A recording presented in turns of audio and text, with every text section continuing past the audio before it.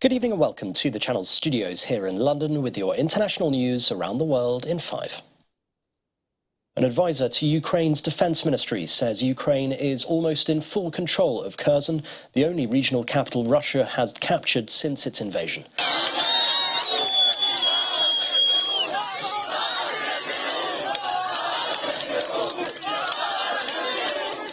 Ukrainian troops were greeted by joyous residents in the center of the city.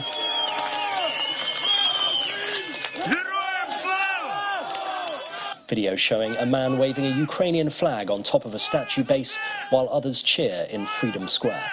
The Russian Defense Ministry say all Russian soldiers have now moved across the Dnipro River to the eastern bank. The ex-US President Donald Trump has lashed out at Florida Governor Ron DeSantis as the simmering rivalry between the two top Republicans boiled over. Trump at 71, Ron DeSanctimonious at 10%. Newly elected governors. Mr. Trump called his former political apprentice an average governor who was lacking in loyalty. Mr. DeSantis won re-election in a landslide victory in Tuesday's midterms, sealing his status as the Republican Party's brightest rising star.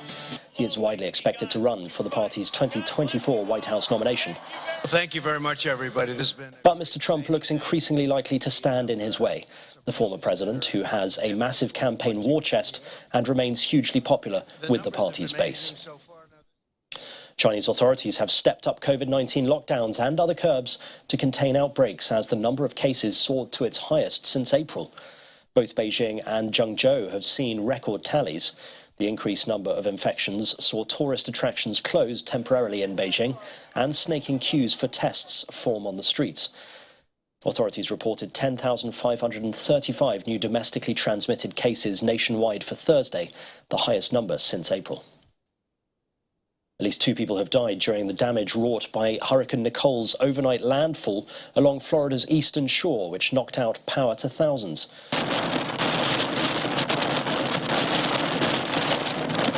Buildings also collapsed while the coastline was flooded after the first hurricane hit the United States in November in nearly 40 years. A tornado threat plus powerful wind and heavy rain are expected to continue in parts of Florida, Georgia and South Carolina. Well, I think from what I've heard, this is only the 3rd time in history down here that we've had a hurricane come through here in the month of November. No, I think she just moved out. I think the last time may have been back around early 2000s. But I think this was relatively mild for this area. A lot of high winds and rain. I haven't seen any destruction around here. Even the docks on the river appear to have survived pretty well. Italy's Prime Minister has hit back at France in a row over who should be responsible for taking in migrants rescued at sea. Sono rimasta molto colpita dalla reazione aggressiva.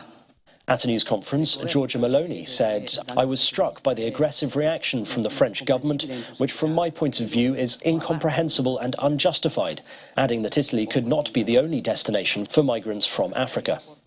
Il y a des règles européennes extrêmement claires et qui ont été d'ailleurs acceptées par les Italiens. Olivier Véran, a French government spokesman, said France does not at all hesitate to demand and expect Italy, its neighbour and its friend, to respect European rules. It's after a charity-run ship, the Ocean Viking, carrying around 230 migrants rescued at sea, docked at a French port on Friday after being turned away by Italy. And a 2-minute silence has been held across Europe to mark Armistice Day and commemorate those who died in World War I.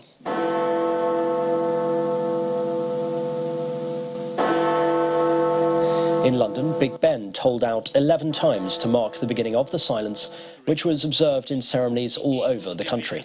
Millions across Europe also observed 2-minute silence, marking the time fighting ended on the Western Front of World War I in November the 11th, 1918.